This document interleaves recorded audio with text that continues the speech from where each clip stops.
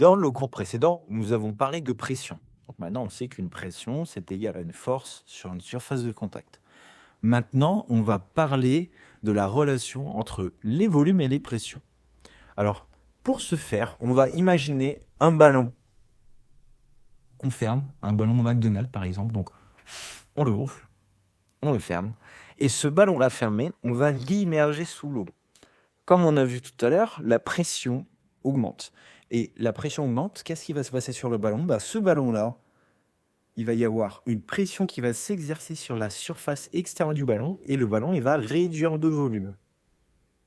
Et ce ballon-là, quand on va le remonter, il va regrossir de volume. Donc on descend, ça réduit. On monte, ça remonte. Ça reprend son volume d'origine, pardon. Donc ça, c'est important de prendre en considération. Alors, pourquoi on parle de ça? Parce que des volumes d'air, on en a partout en premier. On va en avoir dans notre gilet stabilisateur. Donc quand nous gonflons notre gilet neuf, voilà. Donc quand on a de l'air dans le gilet et que ce gilet-là descend, l'air du gilet il va se réduire. Pareil, quand on va descendre, par exemple en apnée, donc on imagine que les poumons, c'est un ballon. J'inspire à fond, je bloque la respiration, donc je ferme le ballon et je descends. Et si vous regardez des reportages sur les apnées et tout ça, c'est hyper intéressant. Mais en fin de compte, le poumon va réduire de volume. Ok? Donc, un ballon fermé, quand on descend, on réduit de volume. Quand on a de l'air dans le gilet et qu'on n'y touche pas et qu'on descend, ça va diminuer de volume. Donc, en fin de compte, si on veut pas descendre trop vite, il va falloir gonfler petit à petit pour pas descendre trop vite et pour gérer sa vitesse de descente. Et la dernière chose à prendre en considération sur les volumes, c'est ça. Quand on respire avec le détendeur, en fin de compte, le détendeur, il sert à quoi? Il sert à détendre l'air à la pression ambiante.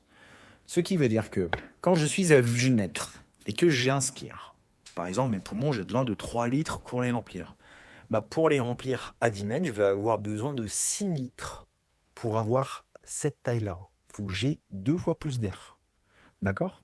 Donc si j'ai cette taille de poumon à 10 mètres et que je bloque ma respiration et que je remonte, qu'est-ce qui va se passer? L'air, il va essayer, mes poumons, ils vont essayer de grossir, mais on va pas sortir avec des gros poumons comme ça de la plongée.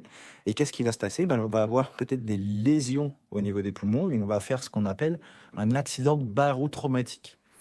Donc les accidents barotraumatiques, c'est un accident lié aux variations de pression. D'accord?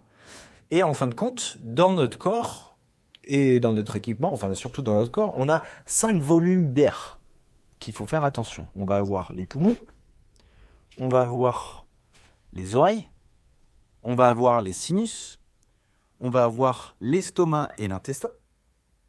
L'intestin, on a un peu de gaz, et l'estomac, pareil, on peut avaler de travers, par exemple, comme quand on fait semblant de rôter, quand on s'entraîne pour rôter, il y a de l'air qui rentre à l'intérieur de notre estomac, et l'estomac, quand il digère aussi, il crée des gaz.